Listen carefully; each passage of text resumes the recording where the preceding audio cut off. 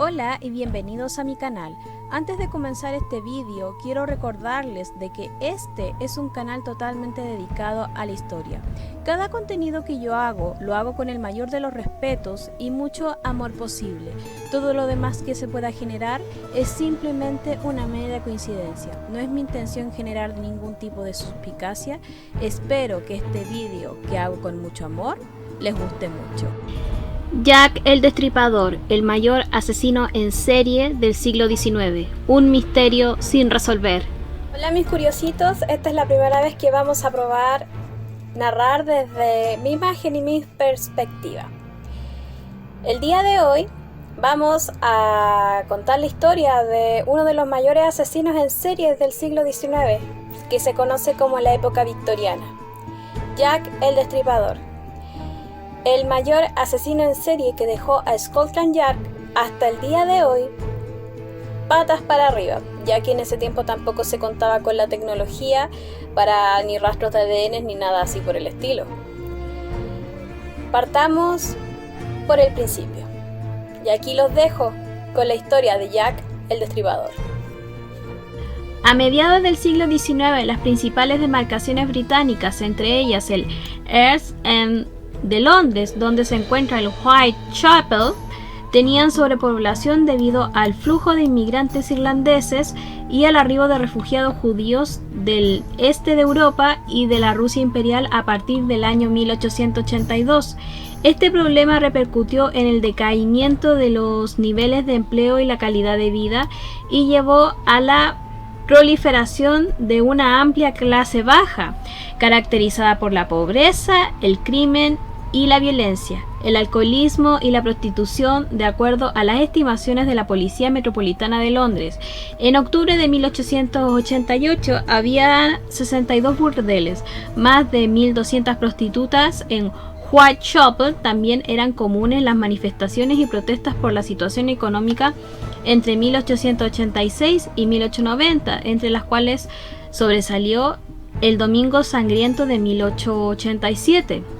Whitechapel tenía particularmente mala reputación por los casos de antisemitismo, racismo, delincuencia, disturbios sociales y suma pobreza. Tal repercusión como reducto de inmoralidad llegó al punto más álgido en 1888, cuando la prensa comenzó a prestar una cobertura sin precedentes a una serie de grotescos y atroces homicidios atribuidos a Jack el Destripador. Y bien, la elevada cantidad de ataques contra mujeres que ocurrieron durante este periodo del FEN en esa época complicó mucho la averiguación de cuántos asesinatos habían sido cometidos por la misma persona. La Policía Metropolitana de Londres identificó 11 homicidios ocurridos en Whitechapel entre abril de 1888 y febrero de 1891. Aunque no había una certeza totalmente clara para asegurar de que todos habían sido obra de la misma persona.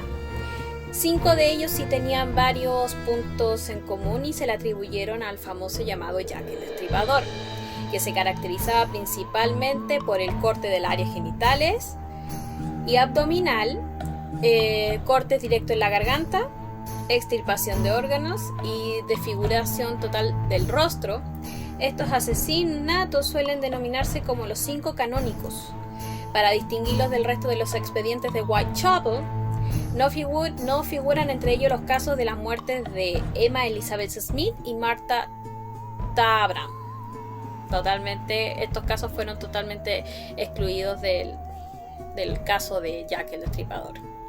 Si bien Emma Elizabeth Smith fue asaltada y abusada sexualmente en la calle de Osborne del citado barrio el 3 de abril de 1888, murió al día siguiente en el London Hospital por peritonitis ocasionada por una inserción de un objeto desafilado directamente en su área genital. En su declaración ella dijo que había sido atacada por 2 o 3 hombres, uno de los cuales era un adolescente, razón por la que se descartó este caso como del expediente asociado al caso de Jack el Destripador. Traban murió Marta Traba murió el 7 de agosto del mismo año ella fue víctima de 39 puñaladas, si bien la policía lo asoció con los 5 canónicos debido a la crueldad del caso, la ausencia de un motivo aparente y la cercanía de la zona de donde ocurrió, George Yard, Whitechapel con las otras muertes. En realidad el ataque definía del modus operandi anterior a lo señalado. Trabam no tenía cortes en la garganta y en el abdomen y sus heridas no seguían el patrón identificado del expediente como de los 5 canónicos. El mapa de Londres en la época victoriana. Los 7 puntos rojos marcan la ubicación de los primeros 7 asesinatos en Whitechapel, de la calle Osborne y el edificio de George Yard en el centro, la calle Hanbury arriba, Book Row parte superior derecha, calle Werner parte inferior derecha, Mitre Square parte inferior izquierda y calle Dorset al centro e izquierda. El primer caso de los 5 canónicos, la policía encontró el cuerpo de la primera víctima canónica llamada Mary Ann Nichols a las 3:40 de la madrugada del viernes 31 de agosto de 1888 en Buck Row, actual calle Durward, Whitechapel. Tenía un par de cortes en la garganta, el abdomen parcialmente rasgados con una profunda hendidura y varias incisiones hechas por el mismo cuchillo. El segundo caso de los 5 canónicos fue el cadáver de Annie Sharpman. Apareció días después, el sábado 8 de septiembre aproximadamente a las 6 de la mañana, cerca de la entrada del patio interior de la calle Hanbury, Spitalfield. Tenía 2 incisiones en la garganta, al igual que ocurriera con el caso de Nichols. Sin embargo, el caso de Chapman, su vientre había sido completamente apuñalado y le habían extirpado el útero. Un testigo afirmó haber visto a Chapman media hora antes del hallazgo junto a un hombre de cabello oscuro y con apariencia de un gentil venido a menos. Posteriormente, los asesinatos de Elizabeth Stride y Catherine Edwards ocurrieron en la madrugada del domingo 30 de septiembre. El cuerpo de la primera fue descubierto en la 1 de Dufted Yard, actualmente calle Henriquez, y tenía un corte al lado izquierdo del cuello que le dañó la arteria carótida. Sin embargo, no presentaba lesiones en el abdomen, lo cual planteó dudas sobre la autoría del destripador o si en el caso este había sido interrumpido durante el ataque. Aunque testigos declararon haber visto antes a Stride con un hombre, sus testimonios tuvieron irregularidades. Unos dijeron que el acompañante era rubio y otros que tal vez tenía la tez de piel más oscura. E inclusive afirmaron que vestía de forma andrajosa, pero otros argumentaron lo contrario. 45 minutos después, la policía halló el cadáver de Edwards en Mitre Square, en la City de Londres. Tenía la garganta cortada, una incisión profunda y extensa en el abdomen y se le había extirpado el riñón izquierdo y la mayor parte del útero. Joseph Laundy, vecino que dijo haber pasado por la calle con 2 amigos poco antes del asesinato, declaró que había visto a una mujer con un hombre rubio y de aspecto descuidado. No obstante, sus amigos no pudieron avalar esa descripción.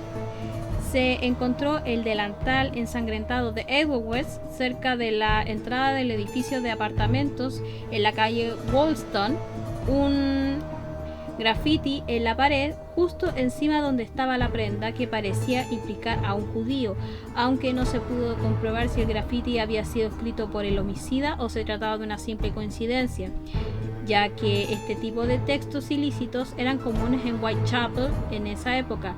Charles Warren, comisionado de la policía, pidió que retiraran el graffiti antes del amanecer bajo la sospecha de que había incitado protestas antisemitas. Finalmente, la policía encontró el cuerpo mutilado y destripado de Mary Jane Kelly sobre la cama de su recámara en Miller's Court Spitalfield a las 10:45 de la mañana del viernes 9 de noviembre. Tenía un corte que iba desde la garganta hasta la espina dorsal y le habían extraído todos los órganos abdominales y el corazón. Los 5 asesinatos canónicos ocurrieron por la noche, generalmente durante un fin de semana y al término de un mes. También puede deducirse que cada asesinato resultó más severo que el anterior, excepto el de Strike, cuyo ataque presumiblemente fue interrumpido. El cuerpo de Nichols tenía todos sus órganos, pero a Sharpman y a Edwards le extrajeron el útero, mientras que esta última, Kelly, el vínculo entre estos crímenes se remonta a documentos posteriores en los que son excluidos de los otros asesinatos. Por ejemplo, la carta escrita al forense Thomas Bond en el encargado del CID, en las siglas del inglés de Investigación Criminal, del Departamento de Investigación Criminal de Londres, y que data del 10 de noviembre de 1888. Ya aparecen relacionadas las 5 víctimas canónicas. Para algunos de los analistas, ciertos asesinatos en Whitechapel indudablemente fueron obras del mismo individuo, pero en otros se relaciona que actuó más de un homicida. Tal caso fue de las autoridades Stewart P. Evans y Donald Rumbelow, que catalogaron el expediente de los canónicos como el mito del destripador, al considerar que si bien los casos de Nichols, Chapman y Edwards guardan similitudes entre sí, pero si no hay evidencia de que los asesinatos de Stride y Kelly hubiesen sido cometidos por la misma persona. Inclusive hay quienes argumentan que el homicidio de Tabram sí encaja con el expediente de los canónicos. El doctor Percy Clark, auxiliar de médico forense George Baxter Phillips, concluyó que 3 de las muertes habían sido cometidas por el mismo individuo, mientras que el resto había sido obra de individuos de mente débil con la convicción de imitar la serie original de crímenes. Aunque el nuevo encargado de la CID, Melville McNaber, señaló categóricamente en un reporte que el asesino de Whitechapel tuvo 5 víctimas nada más. Hay que hacer notar que McNaber había entrado en la policía un año después de las muertes canónicas y que su memorándum incluye errores de la descripción de los posibles sospechosos. Mary Jane Kelly es considerada como la última víctima de Jack el Destripador, cuya ola de crímenes debió cesar ya que por su muerte, arresto o migración. No obstante, el expediente de Whitechapel incluye a otros 4 homicidios ocurridos después de los 5 canónicos. La policía encontró el cuerpo de Rose Maillet en Clark Yard, calle High Poplar, el 20 de diciembre de 1888. Aunque había sido estrangulada, no mostraba indicios de forcejeo, motivo por el que pensaron que se había ahorcado accidentalmente en estado de ebriedad o que se había suicidado. Pese a lo anterior del perito, concluyó que Maillet había sido asesinada. Casi 6 meses después, el 17 de julio de 1889, el cadáver de Alice Mackenzie apareció en Castle Alley, Whitechapel. Tenía una herida en la arteria carótida izquierda y varias contusiones y cortaduras leves. Uno de los forenses que examinó el cuerpo, Thomas Bond, creyó que se trataba de una víctima más del destripador, aunque su compañero George Byron Phillips opinó que, a lo contrario, había de haber revisado los cadáveres canónicos. Algunos autores opinaron que el homicidio de Mackenzie había imitado el modus operandi de Jack el Destripador para dispersar a la policía, pero otros aseguraron que era obra del mismo destripador. El asesinato siguiente de la mujer de Whitechapel lo decapitó y le amputó las piernas y arrojó el torso mutilado debajo de un arco ferroviario en la calle Pinchin. El lugar del hallazgo fue el 10 de septiembre del mismo año y la policía encontró varias partes dispersas del cuerpo, por lo que no pudo validarse que la hubieran asesinado ahí. El cadáver de la última víctima del expediente de Whitechapel también apareció debajo del arco ferroviario el 13 de enero de 1891. En la calle Stroud Garden su cuerpo estaba intacto excepto por un corte en la garganta. Algunos testigos que dijeron haber visto poco antes a la mujer con un tipo llamado James Thomas Salgley, a quien la policía luego localizó y arrestó por el delito del asesinato. Incluso se llegó a pensar que él era directamente Jack el Destripador. Sin embargo, fue absuelto de cargos y puesto en libertad el 3 de marzo por falta de pruebas incriminatorias. Además de los 11 asesinatos de Whitechapel, la opinión pública atribuyó los homicidios de Jack el Destripador, aunque en algunos casos no hubo evidencia para corroborar dichas muertes hubiesen ocurrido. Tal fue el caso del asunto de Fairy Fire, nombre con el que se le conoció a una supuesta víctima hallada el 26 de diciembre de 1887 con una estaca en el abdomen. No existe registros de la policía de ningún homicidio ocurrido durante la temporada navideña de ese año, y varios autores coinciden que este homicidio jamás sucedió. Una explicación señaló que la prensa se había equivocado al reportar el asesinato de Smith, una de las víctimas canónicas que tenía un palo u objeto desafilado en la vagina, y por error había dado el origen del caso de Fairy Fire. Hubo casos en que las víctimas salían con vida del presunto ataque del destripador, como Annie Millward, que ingresó el 25 de febrero de 1888 a la enfermería de Workhouse de Whitechapel con heridas de puñaladas en las piernas y la parte baja del abdomen. Aunque fue dada de alta, murió el 31 de marzo debido a causas naturales. Ada Wilson, que sobrevivió a 2 puñaladas en el cuello el 28 de marzo del mismo año, o Annie Farmer, que vivía con Traban en la misma hostería y tenía un corte superficial en el cuello, posiblemente autoinfligido tras ser atacada el 21 de noviembre de aquel mismo año. La prensa se refirió como el misterio de Whitehall, el hallazgo del torso decapitado de una mujer en el sótano de las nuevas oficinas de la Policía Metropolitana en la calle Whitehall. El 2 de octubre de 1888, anteriormente el brazo de la víctima había sido encontrado flotando en el río Támesis cerca de Pimlico, y una de sus piernas yacía enterrada cerca de donde estaba el torso. Ya que la policía no pudo encontrar el resto de las extremidades ni la cabeza, jamás pudo ser identificada.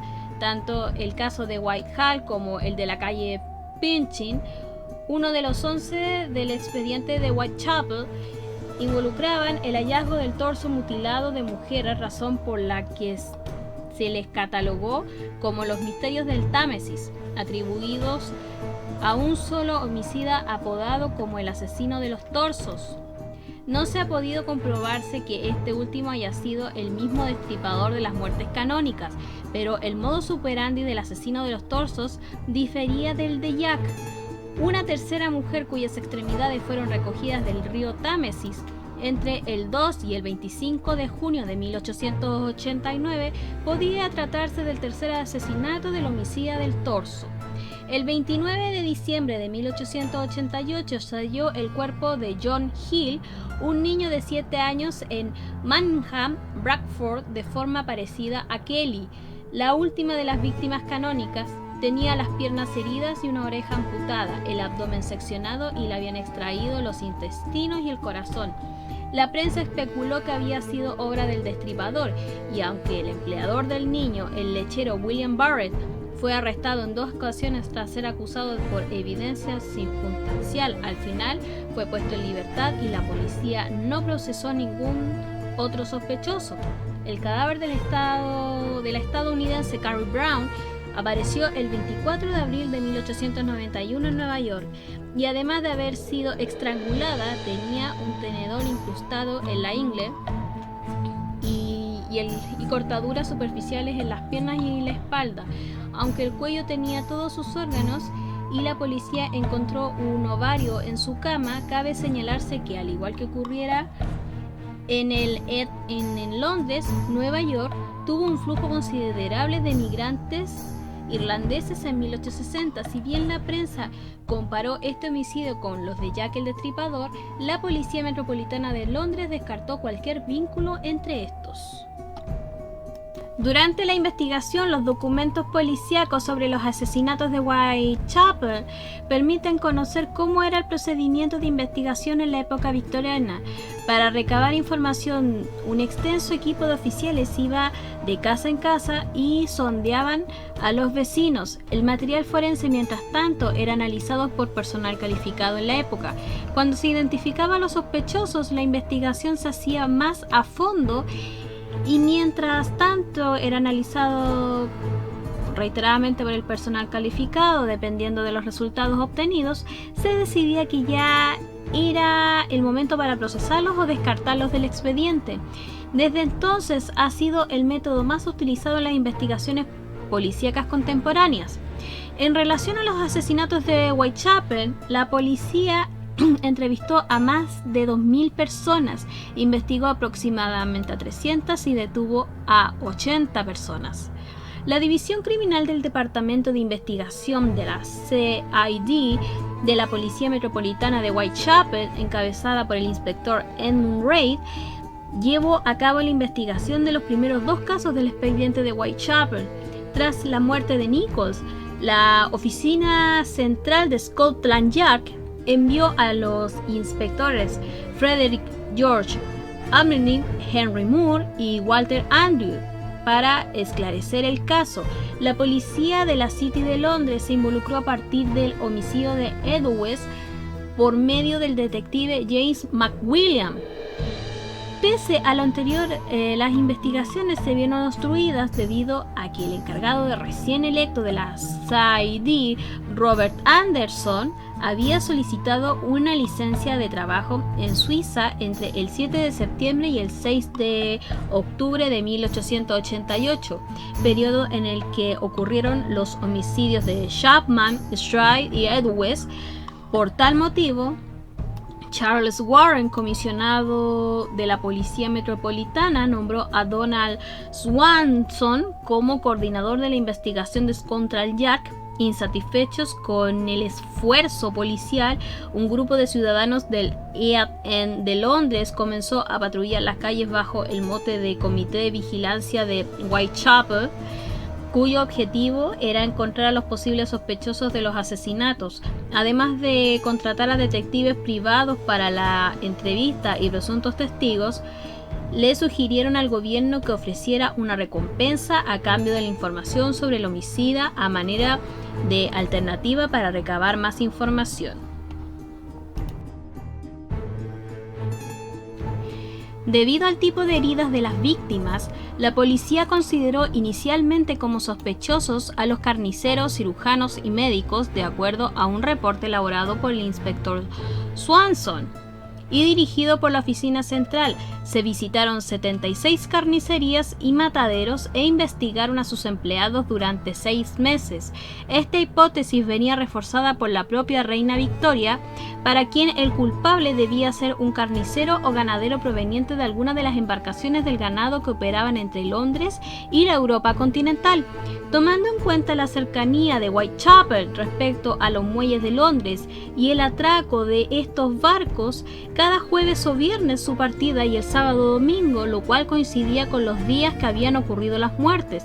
Pese a lo anterior, lo cierto es que ninguno de los asesinatos ocurrió durante alguna de las fechas que arribó de los barcos, lo cual llevó a la policía a desmentir esta conjetura. Cuando se empezó a formar el perfil criminal a finales de octubre, Anderson le pidió al médico forense Thomas Bond que evaluara las heridas de las víctimas y ofreciera su propio punto de vista con respecto a los posibles conocimientos quirúrgicos del homicida.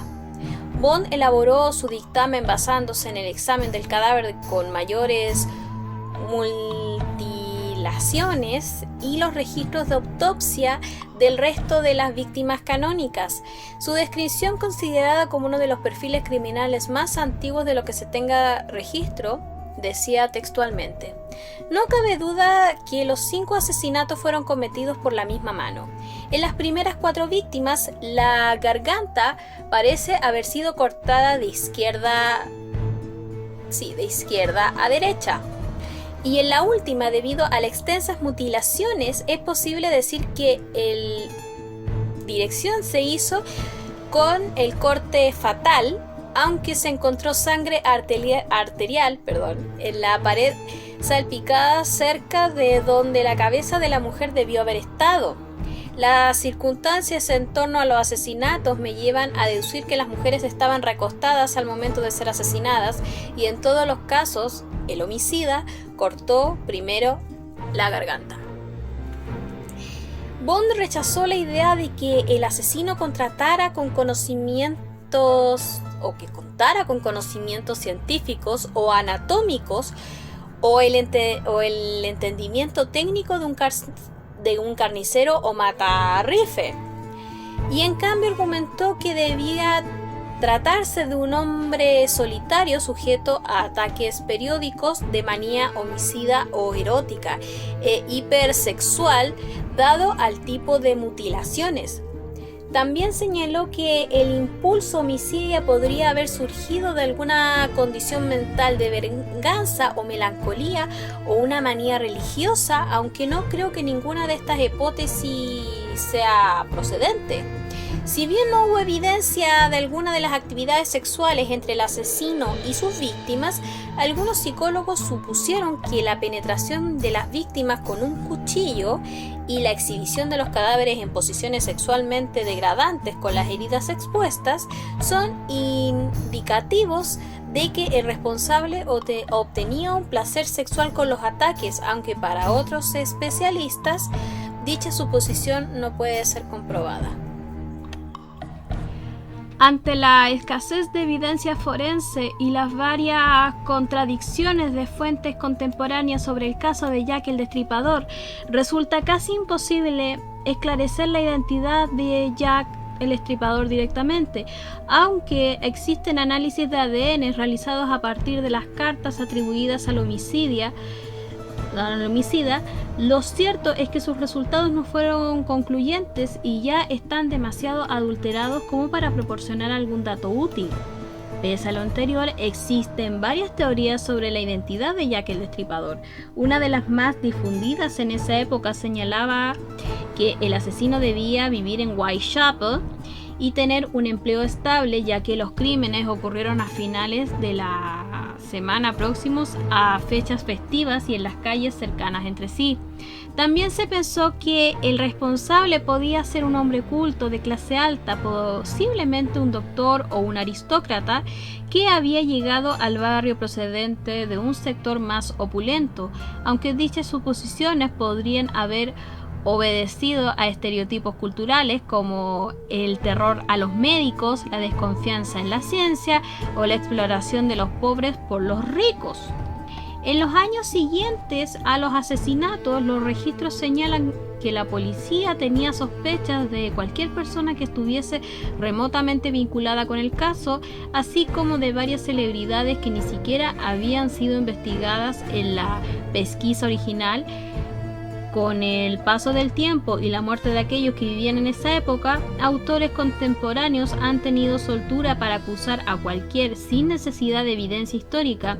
Si bien un memorándum de Miles McNatter de 1894 contenía los nombres de 3 sospechosos referidos a los registros policíacos de entonces, lo cierto es que la evidencia contra ellos era meramente circunstancial, por lo tanto no fueron procesados. En total hubo cientos de sospechosos, de los cuales podrían ser Jack el Destripador. Entre ellos estaban Montag Druid, Severin Crosby y muchos más que en estos momentos no los voy a nombrar totalmente. Las cartas, la prensa y la policía recibieron numerosas cartas en el transcurso de los asesinatos de Whitechapel, y si bien algunas consistían en propuestas para ayudar a capturar del asesino, la mayoría no tuvieron utilidad en la pesquisa.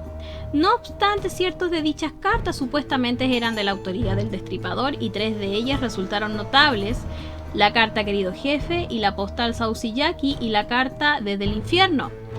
La carta Querido Jefe data del 25 de septiembre de 1888 y fue recibida inicialmente por la Central News Agency el 27 de septiembre, la fecha que coincidía con el matacelos.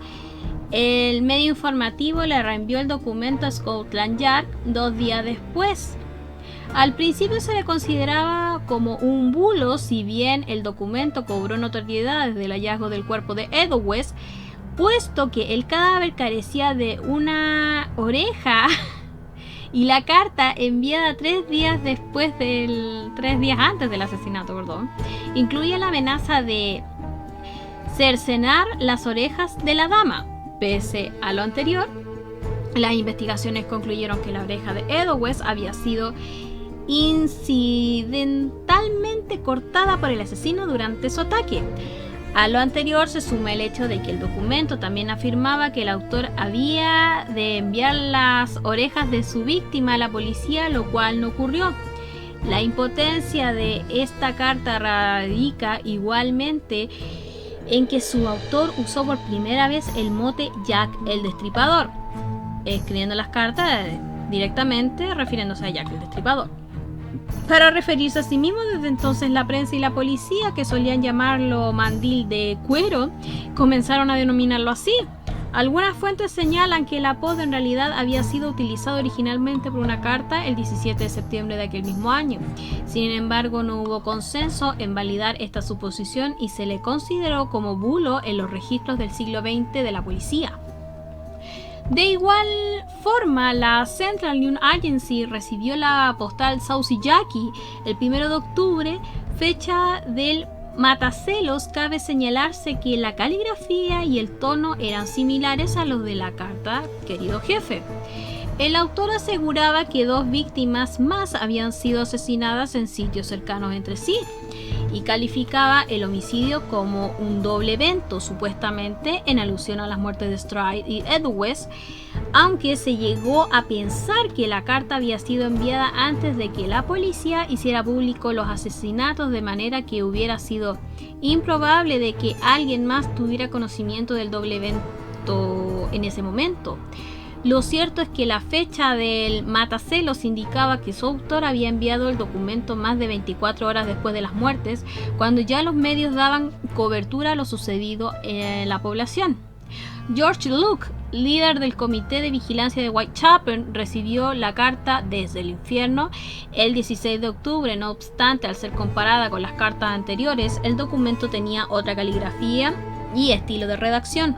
La carta venía de una pequeña caja que, comparada con las cartas anteriores, el documento tenía, como vuelvo a reiterar, otra caligrafía. También contenía la mitad de un riñón preservado en etanol y el autor aseguraba que se había comido el resto del órgano frito, aunque se trataba solamente de una broma macabra. El cirujano inglés Thomas Openshaw del London Hospital examinó el riñón y determinó que sí era humano y provenía del costado izquierdo de la víctima. No obstante, fue incapaz de establecer otras características biológicas. Más tarde, el médico recibió otra carta firmada por el destripador. Scotland Yard publicó el 3 de octubre facsímiles de la carta Querido Jefe y de la postal con la esperanza de que alguien reconociera la caligrafía.